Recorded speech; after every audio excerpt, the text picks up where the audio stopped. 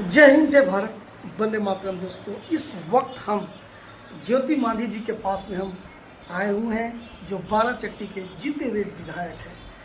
तो चलिए हम कुछ जानकारी मैडम से हम लेते हैं और आप लोग के बीच जनता से रूबरू करवाते हैं। सबसे पहले मैडम, सबसे पहले आपको मैं RR इंडिया टुडे न्यूज़ से जुड़ने के लिए आपको बहुत बहुत हम धन्यवाद दे रहे हैं। आपको बहुत बहुत धन्यवाद। सबसे पहले परिचय दीजिए अपना मैडम, जनता अपना नाम बताइए। मेरा नाम ज्योति देवी, विधायक बाराचट्टी गया जी। दशहरा पर्व मैडम, सर्दी आपका दिवाली भी है और छठ भी है, जनता को क्या कहना चाहते हैं? दशहरा, दिवाली और छठ के तमाम अपने देवतुल्य जनता को मैं हृदय से धन्यवाद देती हूँ और स्नेह देती हूँ और ये कहना चाहती हूँ कि ये पर्व खुशियों का पर्व है। बड़े हर्ष उल्लास के साथ शांतिपूर्ण ढंग से दशहरा, दिवाली और छठ मनाएं। मेरी हृदय से आप सबों के प्रति आभार, शुभकामना है। अच्छा मैडम, ये बताइए मैडम, 2025 विधानसभा चुनाव नज़दीक है। अभी बिहार सरकार ने ये महिलाओं के प्रति 10,000 रुपया जो आवंटित किया कि डायरेक्ट अकाउंट में जाएगा, खाते में जाएगा।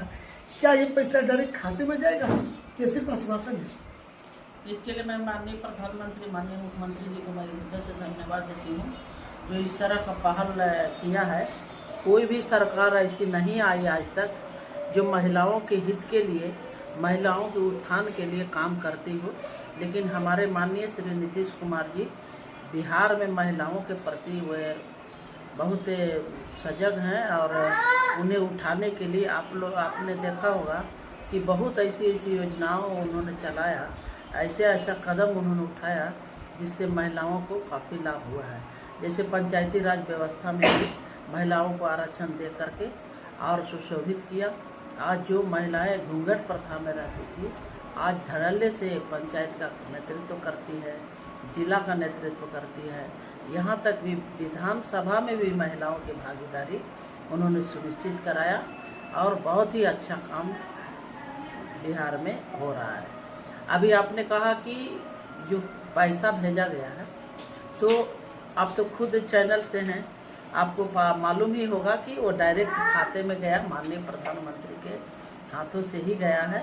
और कल मैं उस सभा में कलेक्ट्रेट में DM साहब के साथ में मौजूद थी और हमारे केंद्रीय राज्य मंत्री प्रेम कुमार जी भी थे।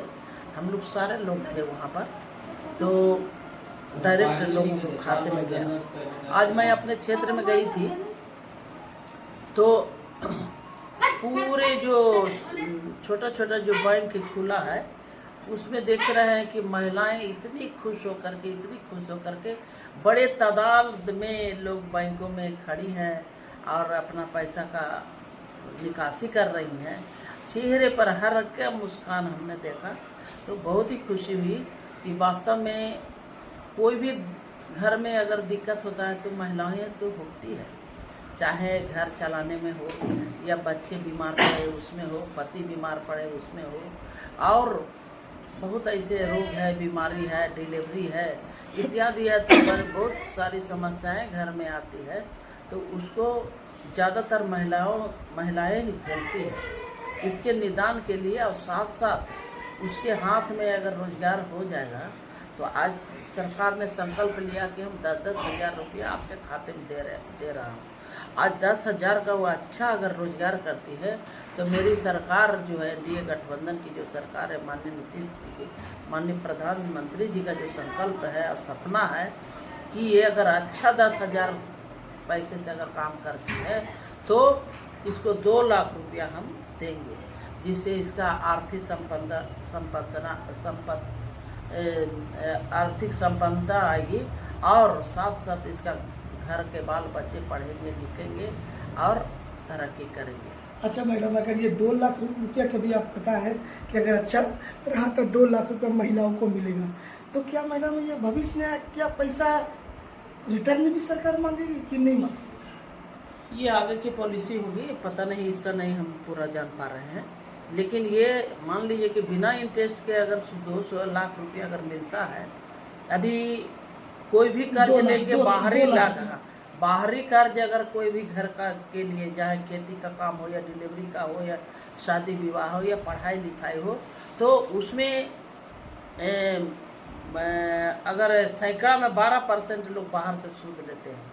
क्योंकि हम सोशल हैं, 80 से समाज का काम कर रहे हैं और महिलाओं के बीच ही हम ज़्यादा काम किए हैं, इसलिए मुझे पता है कि बाहरी जो कर्ज लेते हैं तो 12% पर ले देते हैं। अब महिलाओं का जो समूह होता है उसमें 2% 3% पर आपसी में लेन देन करते हैं, तो बहुत ही अंतर है। तो अगर बिना इंटरेस्ट के अगर सरकार अगर वो पैसा देती है 2 लाख रुपया और अगर वापस भी करती है तो ये बहुत बड़ी बात है, क्योंकि इंटरेस्ट उसको लगेगा नहीं। लेकिन हमको ये नहीं लग रहा है कि पैसा वापस लेंगे। मतलब इस पर कोई विचार अभी तक हम मेरी जानकारी में ऐसा नहीं है। शराबबंदी के बारे में क्या कहना चाहते हैं मैडम? क्या मतलब बिहार की कई जनता ऐसा भी कर रहा है कि नीतीश कुमार जी का शराब मतलब चालू कर देना चाहिए, इसके बारे में क्या कहते हैं मैडम? थोड़ा देखिए, गार्जियन जो होता है ना, चाहे घर का गार्जियन हो या देश का गार्जियन हो या राज्य का गार्जियन हो, तो देश के राज्य गार्जियन हमारे प्रधानमंत्री जी हुए, राज्य के गार्जियन हमारे माननीय नीतीश कुमार जी हुए, और घर के गार्जियन में मेरे माता पिता होते हैं। अगर अच्छी चीज़, अच्छी बात अगर अपने लोगों में अगर बताया जाता है, अगर उस पर अमल ना किया जाए तो उसमें नुकसान किसका होने वाला है? नुकसान तो हमारी जनता की होगी ना। तो ये खुद समझना चाहिए। आज देश इतना विकसित हो गया, इतने समझदार हो गए और पढ़े लिखे भी हो गए। ऐसा तो नहीं है कि समाज ना समझ है, बहुत समझदार है। तो हम ये कहना चाह रहे हैं, अगर अच्छी चीज़, वो तो ये भी कहते हैं बाल विवाह खत्म करो, हाँ, जैसे नशा छोड़ने की बात कहते हैं, इसमें क्या बुरा कहे? वो बाल विवाह पर बोलते हैं तो उसमें क्या बोले बुरा है? अच्छा, अंधविश्वास का बोलते हैं, अंधविश्वास से दूर बढ़ो, शिक्षा के प्रति जागरूक हो। तो ये इतनी अच्छी चीज़ हमारा अगर गार्जियन बताते हैं तो लोगों को समझना चाहिए कि अगर वो बता रहे हैं तो उसको पालन करना चाहिए। अगर पालन नहीं करते हैं तो उसका क्षति हम ही को होगा, ये महसूस करना चाहिए। अच्छा मैडम, पब्लिक कभी कभी कहता है कि सर देखिए बिल्कुल अफसरशाही राज है बिहार में, मतलब गरीब से गरीब जनता की आवाज़ मतलब कोई सुनने वाला नहीं है, चाहे वो एक मतलब मान लीजिए पंचायत में हो या फिर ब्लॉक स्तरीय हो या थाना स्तरीय हो। लोग कहते हैं कि ब्लॉक में अगर एक काम होता है तो आदमी दौड़ते रहता है, चाहे जाति आवासीय किसी भी कार्य हो या भी ज़मीन वाला जो मैटर चल रहा है, ज़मीन कागज इधर उधर करने के लिए, उसमें भी लोग दौड़ रहे हैं, धूप रहे हैं। थाना पर भी जाते हैं तो थाना पर भी लोग दौड़ते धूपते हैं। मतलब जनता कभी जनता कहता है कि अफसरशाही राज है, अफसरशाही राज है नीतीश कुमार जी के राज में। इसके बारे में क्या कहना चाहते हैं? हम इसमें ये कहना चाह रहे हैं कि लोग कहते हैं कि अफसरशाही है, ठीक है, लेकिन आज जो भी काम हम अपने विधानसभा कर रहे हैं, जो भी काम मेरे संज्ञान में आता है, हम तत्काल मदद पहुंचाते हैं। अफसर लोग उसका काम करते हैं। हमारी नज़र में ये नहीं लगा कि अफसरशाही है। अगर अफसरशाही है तो जनता को खुल करके अपने जनप्रतिनिधि को बताना चाहिए कि फलाने पदाधिकारी ने मेरा काम नहीं किया। अगर वो कहते हैं, अगर इस तरह हमें संज्ञान में आएगा तो जरूर उस पर कार्रवाई होनी चाहिए, क्योंकि वो जनता के सेवक हैं, यह ना कि पदाधिकारी हैं। वो जनता के सेवा के लिए बैठे हैं, सरकार उनको तनख्वाह देती है जनता के सेवा के लिए, इसलिए उन्हें सेवा करना चाहिए। और मेरे क्षेत्र में इस तरह की बात नहीं आई है, और अगर आएगी तो ज़रूर उन पदाधिकारियों पर मैं कार्रवाई करूँगी कि क्योंकि आप सेवा के लिए हैं। तो ये देखिए अभी बाराचट्टी विधायक ज्योति मांझी जी हमारे बीच रहे और रूबरू करवाए हैं। इन्होंने अपने क्षेत्र की जानकारी अपने माध्यम से जनता तक पहुंचाई है, जनता से लेकर के सरकार तक जाएगी। अब ये सवाल बैठता है 2025 विधानसभा नेक्स्ट चुनाव जो आ रहा है, इसमें जनता तय करेगी कि किसकी सरकार बनेगी और किसकी सरकार गिरेगी। इन्हीं चल शब्दों के साथ मैं RRO इंडिया न्यूज़ से राजेश पासवान अपनी वाणी को समाप्त करता हूँ। जय हिंद, जय भारत, वंदे मातरम।